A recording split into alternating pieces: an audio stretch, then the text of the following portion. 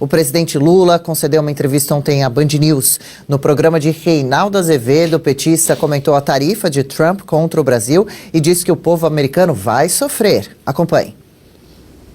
E essa taxação, pode ficar certo, não ficarão impunes porque o povo americano vai sofrer. Ele vai sofrer as consequências dessa taxação. É isso, né? A gente vai acompanhando aos pouquinhos aqui os trechos das falas de Lula. Vamos acompanhar mais um. Lula também defendeu que o Brasil e os BRICS usem suas próprias moedas para negociar. Eu fiz um acordo com a Argentina para que a gente pudesse comercializar parte dos nossos produtos em reais, em peso.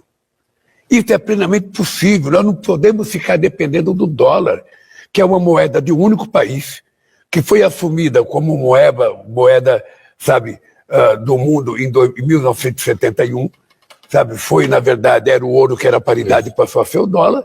Olha que nós temos o direito de negociar. Por que eu não posso negociar com a China na moeda chinesa e brasileira? Por que eu não posso negociar com a Índia na nossa moeda? É plenamente possível. Ora, por que demora? Porque as pessoas estão acostumadas, e você sabe que mudança é muito difícil. Mudar de casa é muito difícil, mudar de partido é muito difícil, mudar de candidatura é muito... Tudo que significa mudança é muito complicado. Tem muita resistência. E as pessoas têm medo, porque estão acostumadas com a moeda. E eu acho que a gente tem que pensar, sabe, a gente não quer mexer com o dólar. O dólar é uma moeda importante, os Estados Unidos, sabe, tem a máquina que roda essa moeda, mas nós podemos discutir, sabe, nos BRICS, a necessidade de uma moeda de comércio entre nós dos BRICS. O senhor não recuou dessa ideia? Não recuo dessa ideia, porque eu preciso testá-la. Se testar ela fracassar, eu estava errado. Mas eu acho que precisa alguém me convencer que eu estou errado. Bom, Marcília, 2 pontos já de cara atacando os Estados Unidos, Donald Trump, e na altura do campeonato em que estamos. No primeiro trecho que a gente acompanhou, Lula falando que o povo americano ainda vai sofrer e, mais uma vez, agora nesse último trecho, reforçando a intenção de desvalorizar, junto com o bloco do BRICS, o dólar, a moeda norte-americana, que é um ponto de calcanhar de Donald Trump. Não, sem dúvida. Bom, primeiro, muito infeliz essa fala de que o povo vai sofrer, né? O povo americano vai sofrer. Isso não faz o menor sentido, é uma completa loucura. Aliás, quem está sofrendo somos nós, com o Lula, né, no governo. Isso é que é o ponto. Agora, um outro ponto que me chama a atenção como ele insiste, né? O Lula, ele tem voltado às origens, né? Essa coisa ele acha, talvez por conta desse enfrentamento que ele tem criado com os Estados Unidos, ele tem voltado a achar que ele é metalúrgico em cima de um caminhão com um megafone gritando contra o imperialismo e etc. Velho, hein? Discurso velho já naquela época, hein?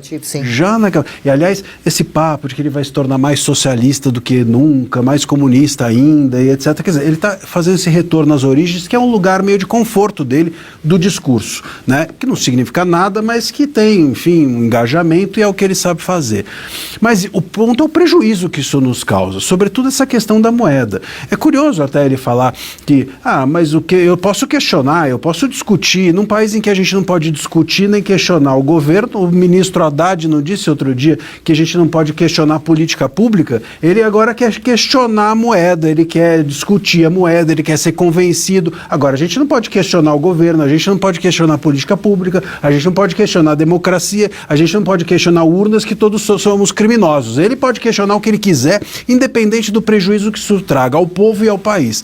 É nesse lugar que nós estamos. O Lula pode tudo, ainda que seja uma bobagem, nós não podemos nada, ainda que seja razoável. Marina, por exemplo, que é economista, a gente já vai trazer mais um ponto do Lula e queremos te ouvir sobre toda essa entrevista também, essas últimas declarações, mas seria melhor você preferir guardar dólares ou ienes em casa, por exemplo? Não, se ainda fosse o ien, né, o Japão também, aí tem a moeda há bastante tempo. A questão é que não dá, né, não dá para ser o yuan, o renminbi, que você tem ainda um país que, de novo, nem democracia não é, então a moeda chinesa é algo que não dá para a gente pensar em virar um novo padrão global, gente. E o outro ponto é o real, ele fala do real. Eu só quero lembrar aqui, a gente teve 8 moedas diferentes, 8 moedas diferentes em menos de um século. Então a gente teve o cruzeiro, cruzeiro novo, cruzeiro de novo, cruzado, cruzado novo, cruzeiro, cruzeiro real e aí o real. Que credibilidade tem isso? Essa que é a grande realidade. O comércio internacional, ele se dá em dólar porque é uma moeda estável. Esse é o motivo de por que o comércio internacional se dá em dólar. Não é porque os Estados Unidos forçam goela abaixo de ninguém. Imagina se a gente fosse transacionar, por exemplo, não vou nem usar o caso do real, que a gente teve 8 moedas histórico de hiperinflação. Mas vamos usar, por exemplo, a moeda argentina? Daria para usar a moeda argentina? Hoje está lá o Milei, mas a gente já viu que a moeda argentina teve cotações das mais diversas. Imagina você transacionar, você ser uma empresa e transacionar com outra e ali você vai receber em pesos argentinos que você não tem a menor ideia de quanto que vai valer no próximo mês. Então a grande verdade é que se escolhe o dólar e não as outras moedas porque a flutuação da moeda americana, ela é a menor dentre essas outras. Então não é assim arbitrariamente, isso aí vai prejudicar o comércio global, né? Não é uma decisão enfiada goela abaixo pelos americanos. Isso que o Lula, pelo visto, não entende, mas ele não entende nada mesmo, ele falou que os livros de economia estão desatualizados. Durou a Haddad não entender, não orientar. Né? Agora, é impressionante porque essas declarações foram dadas agora. Então a gente está vendo agora, depois de todas as sanções, depois que ele disse que não ia ligar para o Trump para se humilhar, ele está falando de novo em ter uma moeda alternativa ao dólar, ele fala de novo do BRICS e recebeu um avião russo em solo brasileiro aqui que transporta material bélico, por isso é um avião sancionado em todos os lugares. Então o Lula deixou que um avião russo pousasse aqui, que é um avião que normalmente transporta material bélico, ataca a moeda americana, fala mais uma vez dos BRICS, e a gente falou isso aqui ontem, a grande verdade é que a China está usando o Lula do trouxa, né? Porque ele tem essa coisa maluca aí pela China e ele tá usando, a China tá usando o Lula e eles mesmos não falam, a China tá negociando com o Trump enquanto usa o Lula do idiota garoto de recados para ficar comprando essa briga. Só quem compra essa briga é o Lula. Olha, eu diria até que a China está usando o Lula como o STF usou o Moraes, né? É a cara ali... O idiota útil. É o idiota útil, tá? A China usa o Lula como um idiota útil, ele tá se servindo desse papel. O loucão que vai fazer qualquer coisa, né? Enfim, e no entanto vai obedecer aos... Mas Xi Jinping fala essas coisas, gente. Não, ao contrário, o Xi Jinping estava negociando com os Estados Unidos, enquanto a gente aqui fazendo bravata. E fica bem quietinho, negocia com os Estados Unidos, deixa o Lula fazer esse papel, porque paciência, não está nem aí porque vai acontecer no Brasil realmente. E só um ponto para não terminar, acho que é importante ir usando o nosso dinheiro, porque ele está usando esse tarifaço todo para duas coisas: sentar no colo da China, essa é a verdade. Lembrando que hoje, na posição internacional de investimento, investimentos estrangeiros aqui no Brasil, Estados Unidos é muito maior do que a China. E isso tudo está fazendo com que a gente fique cada vez mais dependente. E, em segundo lugar, vai ter aí um pacotão para as empresas de ajuda e tal, com o nosso dinheiro público também. Então, olha aí, o pagador de imposto vai sobrar para a gente também. E o empresariado em pânico pode acabar fazendo com que a gente feche ainda mais a nossa economia e fique cada vez mais dependente da China. Então é isso. E mais uma vez essa declaração inicial que a gente exibiu do Lula falando que o povo norte-americano vai sofrer consequências dessa taxação por aqui, e também uma matéria fresca de ontem para hoje, sob pressão, Supremos, os ministros falam em retalhar bancos americanos e a Amazon.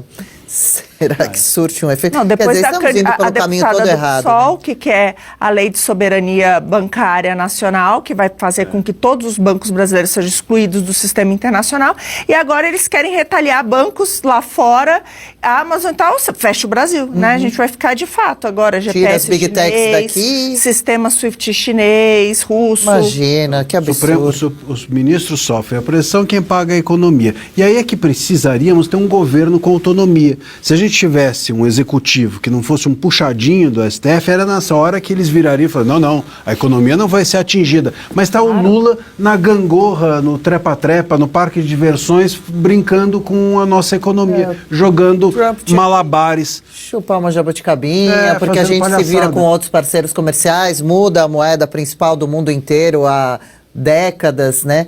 E ninguém para dar uma resposta realmente com autoridade, com diplomacia, uma autoridade do governo. Quer dizer, o Haddad disse que não foi atendido também para reunião, para negociação por culpa de Eduardo Bolsonaro. Lula não quer mais ligar porque não vou ser atendido, ele não quer conversa. Vou no máximo convidar para a COP30. Enfim, tem mais um ponto aqui e queremos ouvir a Paula também. Camacho, o petista também adiantou que deve anunciar um crédito agora para empresas afetadas pelas tarifas dos Estados Unidos.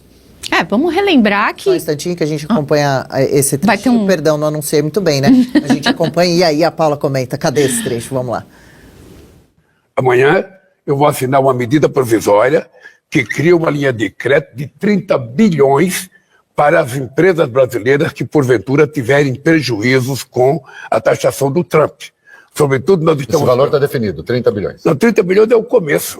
Você não pode colocar mais, Sim, você claro. não sabe quanto é. Sim, tá. Então, 30 bilhões, sabe, vai ter uma política de crédito que a gente está pensando em ajudar, sabe, sobretudo as pequenas empresas, o pessoal que exporta tilápia, que exporta fruta, que exporta, sabe, mel e outras coisas, sabe, nós vamos, empresas de máquinas, as grandes têm mais poder de resistência. Sim.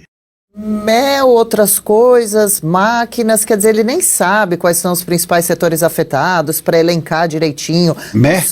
Mel ou mé? Por que será, né, que veio justo o mel à cabeça dele nesse momento, né? Agora a gente vê todos os países sentando à mesa com Trump, entrando em negociação, não é uma exclusividade do Brasil, uma pura vingança, como ele quer trazer isso para o mundo, trazer essa narrativa.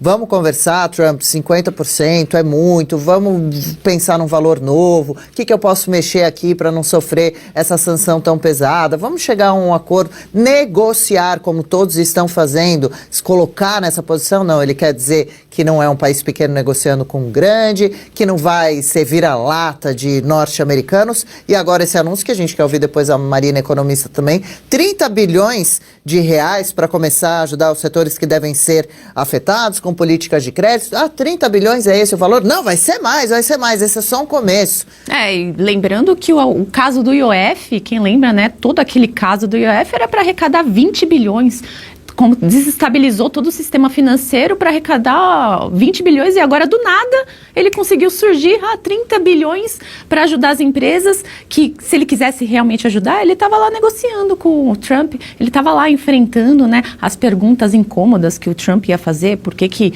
deixou o Irã atracar porta-aviões, aqueles navios na costa brasileira, por que deixou o avião russo pousar em Brasília justamente essa semana, por que ele é persona não grata em Israel, por que ele faz todas essas coisas, por que ele fica reiterando tirar o dólar de circulação. Lembrando que o anúncio das tarifas, quem lembra disso, foi justamente na semana dos BRICS. E que ele foi lá sozinho, só ele, mais ninguém, falar que tinha que tirar o dólar de circulação. No dia seguinte, o Trump colocou 50% de tarifa no Brasil. Então, isso foi o pontapé para o Trump resolver fazer isso. Ele estava só esperando o anúncio, ele foi lá e colocou. E agora ele não para, continua falando a mesma coisa. Essa é a postura de alguém que quer negociar? É a postura de alguém que quer resolver o problema? E agora muito me impressiona ele do nada surgir com 30 bilhões para ajudar as empresas, sendo que não tinha nem 20 bilhões e teve que resolver todo aquele problema com o IOF. Marina, de onde devem sair esses 30 bilhões? Pelo amor de Deus, o pessoal já aqui no chat desesperado. Novos impostos, gente, porque isso aí vai ser crédito extraordinário, né? Ele já fez esse pedido, aliás, ao STF para que esse pacote, como o INSS, vai ser o que significa ser um crédito extraordinário? Isso aí vai vir na mesma toada.